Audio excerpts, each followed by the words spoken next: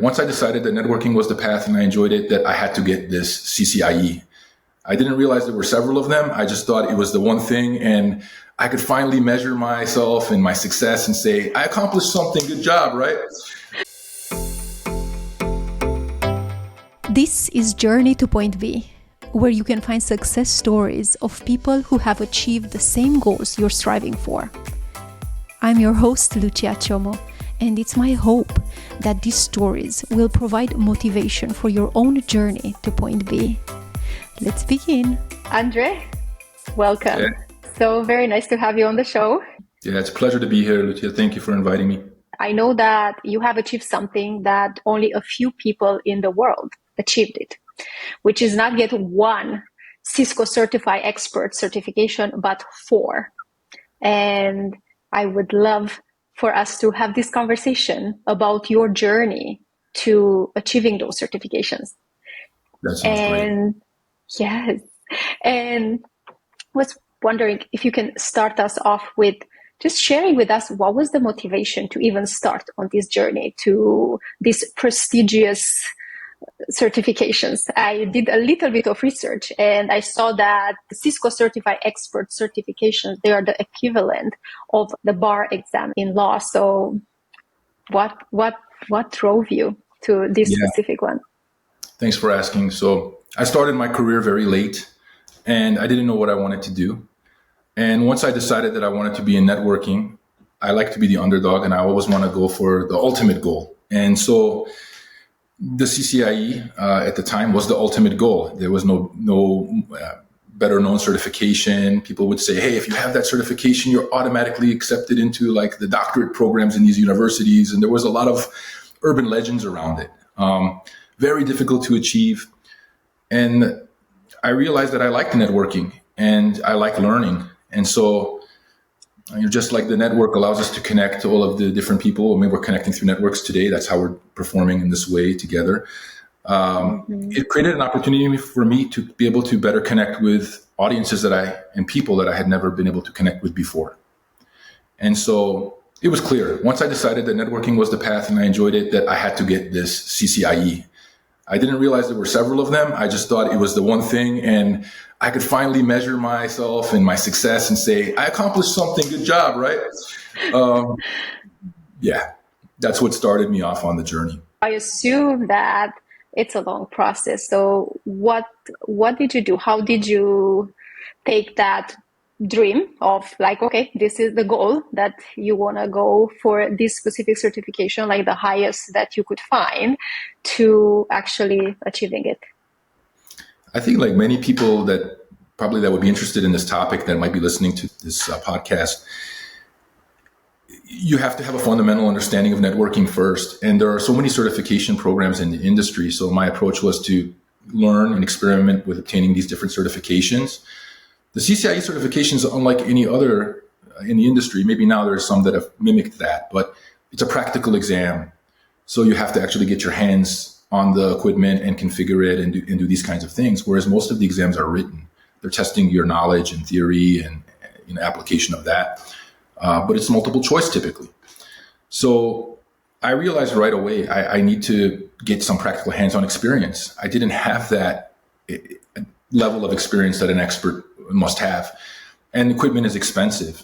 So I recognize that I need to make sure that I'm investing in equipment. I need to figure out, what are all of the topics, that are being published as part of this exam blueprint. What are they? Who has materials available for learning? It was very confusing because there's so many things at the time that were available. Now, I'm blessed. At the time, there were a lot of things available. The people that came before me, they either had the experience or they didn't. And getting the equipment wasn't as easy as, what it was for me. It did require investment. So, I had to have a plan. I had to make sure, I was fully ready to go and invested. I wasn't concerned about my willingness to commit.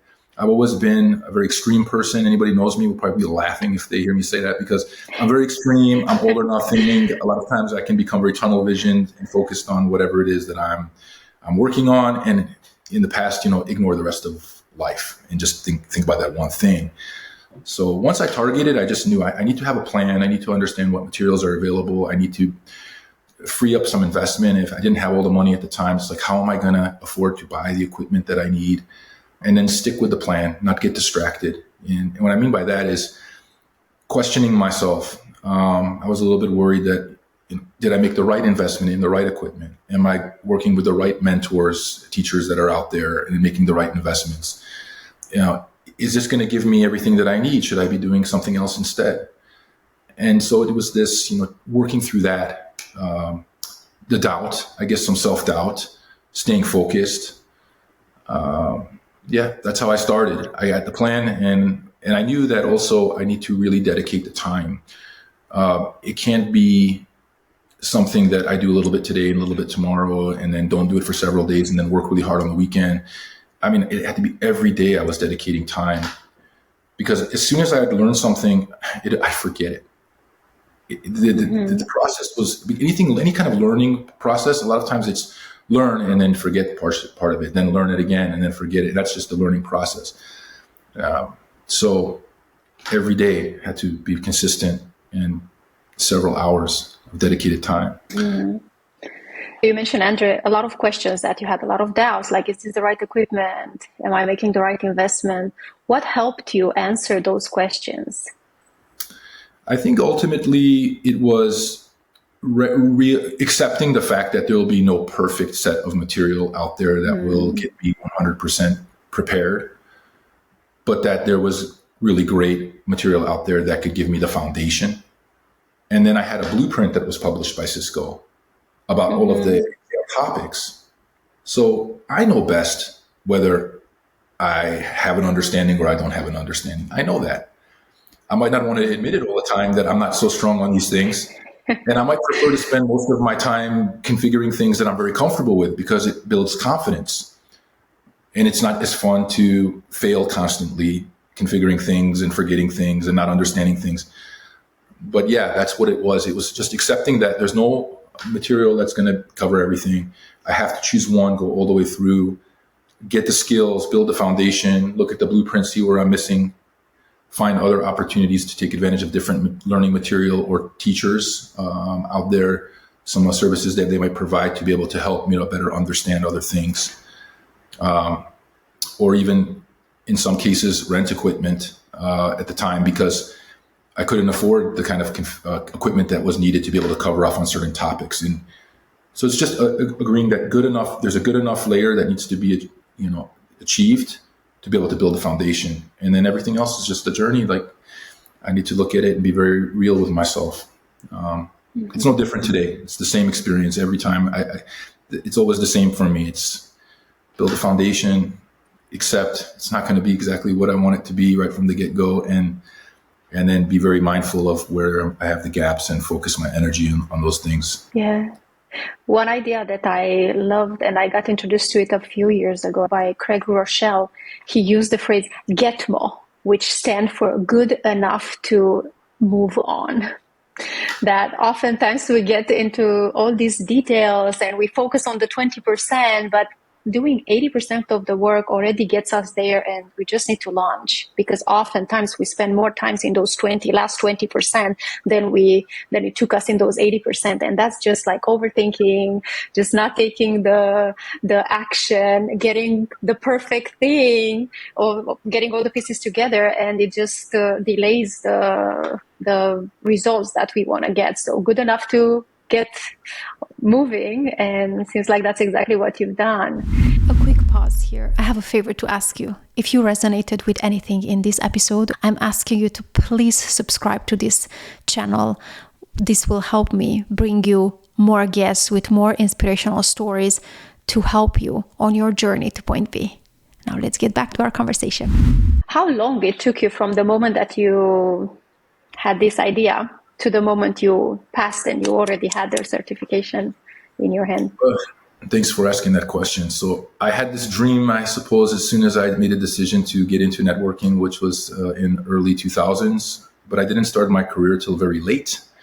There was the .com bubble burst and all of these flood of talent in the market with experience, and I wasn't going to get a job with coming out of a network engineering program from the secondary education. I went to a university again after I got my bachelor.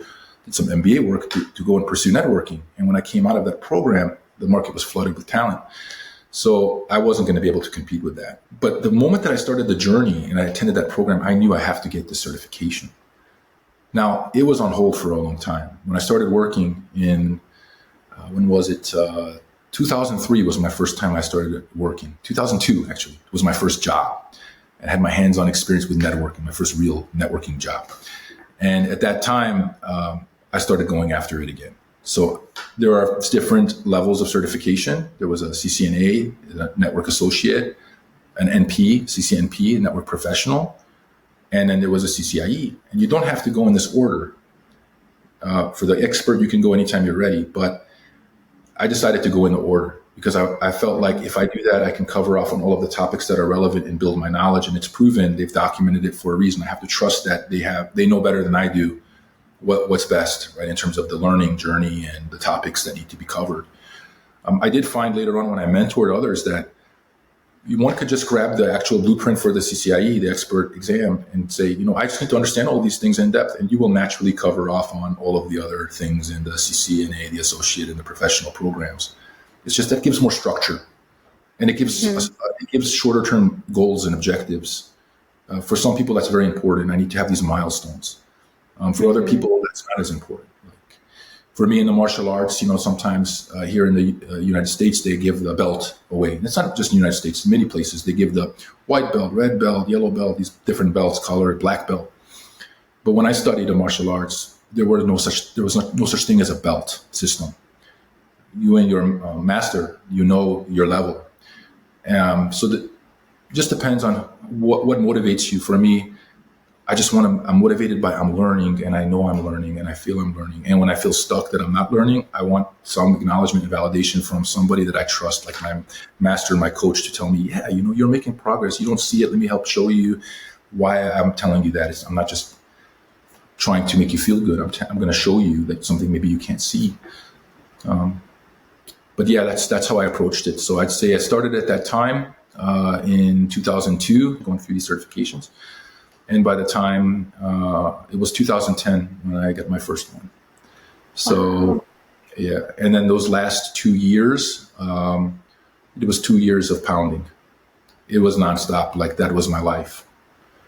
At the time, I didn't work for Cisco. I work for Cisco now for the last 13 years.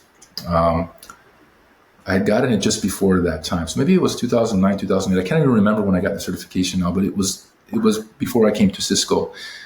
I had already had 2 of the expert certifications. So they must have been 2008, maybe even. Mm-hmm. So yeah, it was 2 years of pounding, and to the point where Cisco was my life, and even my dog's name was Cisco. But I worked for a competitor at the time, Lucia. So it was very funny, right? I worked for a competitor holding the Cisco expert certifications, and my dog's name was Cisco. You wouldn't take your dog to company parties, no? To give you away. Yeah.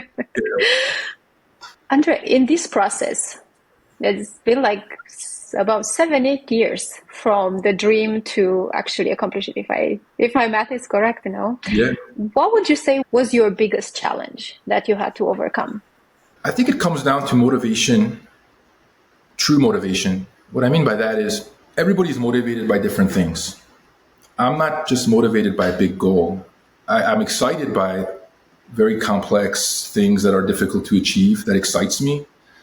And I gravitate towards those things. I want to achieve them. I want to be the one to be able to achieve something that others maybe have a difficult time achieving, especially if it's an area of interest. But it's not enough to motivate me to actually commit all of the time and energy. And we need to understand, I think everybody should understand what it is that really motivates them. It's going to make sure that every day you sit in front of that computer and you do whatever you need to do, or whatever your schedule is. It doesn't have to be as extreme as me, right? I think that there were sacrifices that I made that maybe I didn't have to make. I don't have regrets, but everybody's different. And I did sacrifice many things in life based on the way that I approached this.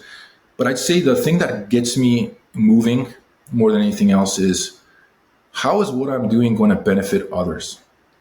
Mm-hmm. It's almost like a mind trick that I have to do. It's a hack. that I have to do, and I've learned this early on, and I think it really became clear to me during this certification journey, is that if I want to go for it for my own benefit to learn, then yeah, I'm motivated, it's exciting, but I won't make the time because somebody else's priorities always come before my own. Somebody's calling me, they need me to go and work on something. Let me go and do that. I can put this off. Oh, now I need to help with that. Let me go and do that. Because I really feel excited about serving others, and seeing that I'm benefiting them and I've made some impact. So the trick for me was combining the two, is that if I am able to obtain this level of understanding, this certification at the time changes lives. There are people that their life is never the same afterwards because they've obtained the certification, and the amount of opportunities they have in the industry, it's like crazy. Like everybody wants this person to work for them. So I recognize that if I obtain this thing, I have an opportunity to mentor others and help them to achieve it as well. And I can't touch everyone, but that could in some way have a tremendous impact on another person's life. And that's what motivated me. It sounds a little bit cheesy, but those that know me know, those that know me and that I've mentored over the years, and they will be able to testify to that. So it's true. It's honest. Most of the things, that's my hack every time is, okay, how do I make this about somebody else? How do I make sure that I'm making an impact, a bigger impact with whatever it is that I'm doing? And that's what got me going. Yeah. It's beautiful. It reminds me of the saying that it's greater pleasure to give than to receive. So for you to be able to bring this into the world, and I've known you just for a few months, I think more than half a year, something like that we've met on LinkedIn. And what I quickly was able to see in you is this desire that you have to share your knowledge, to share what you have and put a dent in the universe with your positivity, with your encouragement, with your mentorship. So hearing that was your motivation during this process as well, it's completely aligned with your personal brand, if I can say like that. Definitely, it's very aligned. Andre, if someone from the listeners are discouraged and they're not yet ready to take the first step, what would be your advice to them if you were to mentor them? It's always the same. I ran a mentorship program for several years. We built a community. It was a pay it forward culture. Is you come and you attend this. We called it Ask A CCIE. And it was a mentoring community. And all we really had was a forum. And I had structured a spreadsheet at the time, which was the blueprint. And you could color code it. What level of comfort do you have with these topics? You need to be honest with yourself. And then I find most people have a really hard time knowing where to start. So all I was really doing, in all honesty, as part of this mentorship program, is I was helping people to select out of a certain piece of material. The material was from Narvik Kachorians. He had a kind of a soup to nuts. He's a very famous CCIE instructor, by the way. And he had a soup to nuts book, very comprehensive, like every technology area, you learn to configure it and you go through these labs. So what I would do is I just assign homework. I'd say, everybody, you're accountable to one another. We're a community. We're going to come together once or twice a week and do things live. I'm not going to lecture you. You're coming, you're the teacher and the student. So we're going to be almost playing video games together, but it's not video games. I'm going to bring up the equipment in front of you. I'm not going to touch anything until you tell me what to type. So if you need me to type in a command, you need to tell me what to type. Raise your hand if you know what it is. Lucia, you raised your hand. What's it? And you tell me, okay, type this. And I say, okay. I say, hey, who's next? Like, what else should we do? What do we do next? Raise your hand.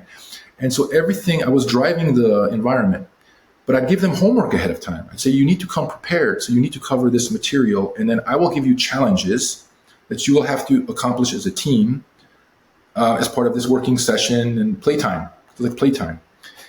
And it was all free, of course. And it was great. It just allowed me to connect with the people. We had a lot of fun together. We all learned. I think I gained the most. I learned, although I had the expert certifications, that's when the real learning started, is when I started teaching. So I just encourage people to be part of a community, to be short and sweet. And there are communities out there already, like the Learning Network. There's a Cisco Learning Network. If somebody types that And there are a bunch of forums and knowledge articles and free training. Some of my content even is on there as free training recorded, learning sessions for the overall community. So there's more relevant probably today content out there for some of the newer topics, focus areas, but definitely check out the Learning Network. Don't be afraid to start your own community. If you're motivated like I am by helping others, then you show up to help others, your old teachers, your old students, and enjoy the process. Don't put artificial pressure, but you do need to assign some goals every week. And the other thing is, don't just focus in 1 week on everything new, because it can be quite discouraging. Every time I'm trying to learn something new and it's taking me longer than I expected and I'm not quite understanding it, I like to also bring in some things that I'm good at. So I'm reviewing something that I already know. Can I do it faster? Can I throw a little bit of a challenge on it and then still do it? And so then I feel like I'm further mastering this area. I feel good. Look at me. I've made some progress. I can do this. I didn't forget it. And now I'm learning something else that's difficult. And then one day I can go, well, now on my spreadsheet, it's no longer orange or yellow, it's green. Green. Yeah. And so just seeing that sometimes helps as well. Yeah. So what I hear is get connected to a community, because you know that I share this quote a lot. It becomes cheesy for me, but I love it, and I would always share it. Is that you alone can do it, but you cannot do it alone. So when you connect with a community, it really makes a difference. I know that in my business, like building my coaching business, having this community where I can come and freely share the struggles, the successes, it's important. The other thing that I hear from you is hands-on.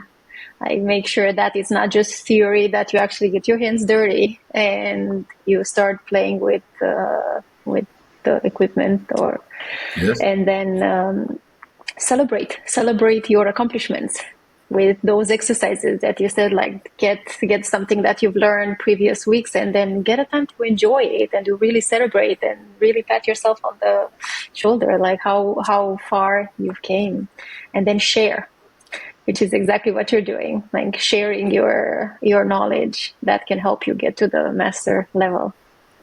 Yeah, absolutely. That's almost like a mantra now. That's why people always see that hashtag learn, share, grow when I post things. These days, my interest is more into some of the things that interested me before my career, more around the softer topics, if you will, like emotional intelligence and mindfulness and things like that.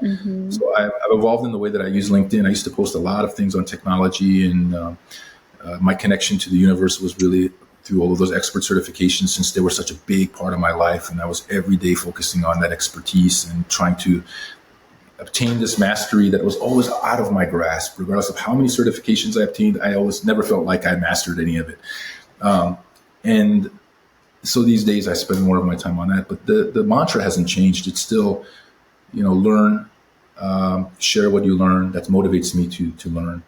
And then through that process of learning and sharing, I'm growing. And as I'm growing, I'm learning more.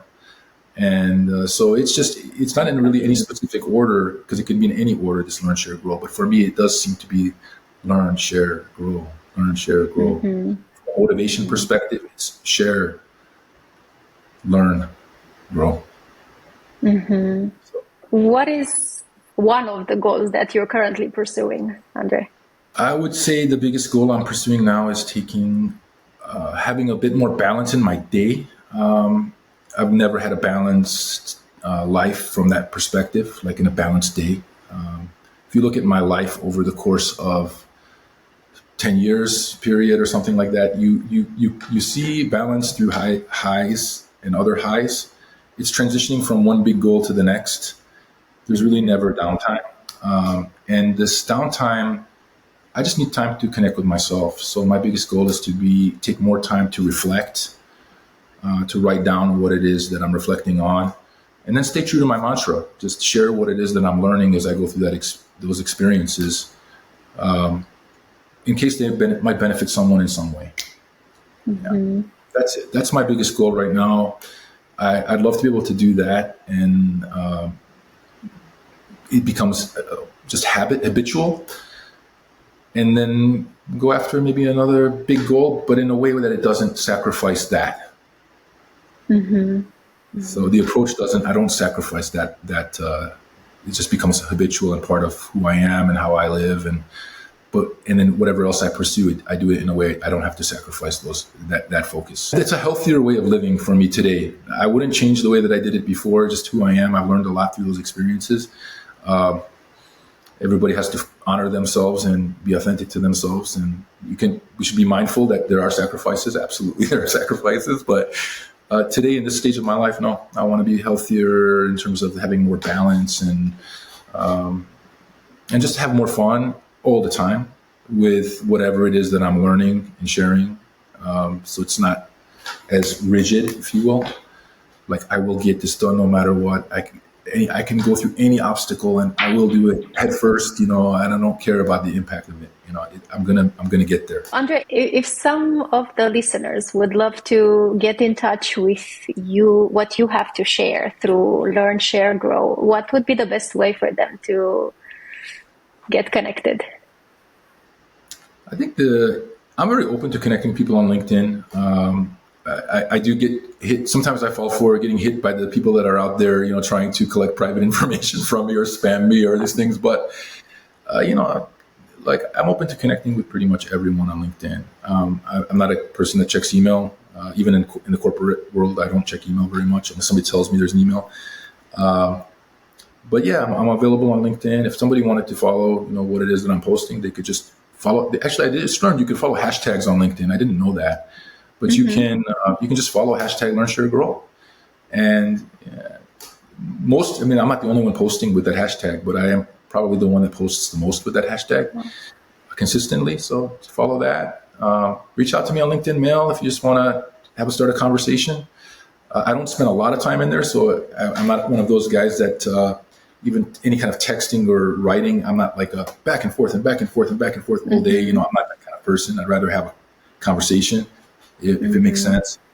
I typically don't have time these days for mentoring. I get a lot of requests for mentoring that come through. Like, I would love to have a mentor. Would you be my mentor? I just don't have the time and energy to put in. But if there's something that I can help with, a perspective, or you just want to shoot some ideas back and forth, that helps me to grow. As you're learning and sharing, and you're sharing it with me, and I can share it back, then I'm growing as well. So I'm very open to those kinds of things. Wonderful. Thank you so much, Andre. Thank you for sharing your journey, your ups and downs and lesson learns, and your advice for people that will pursue such a prestigious certification. And it seems like you need to be invested. You really need to get connected with your why.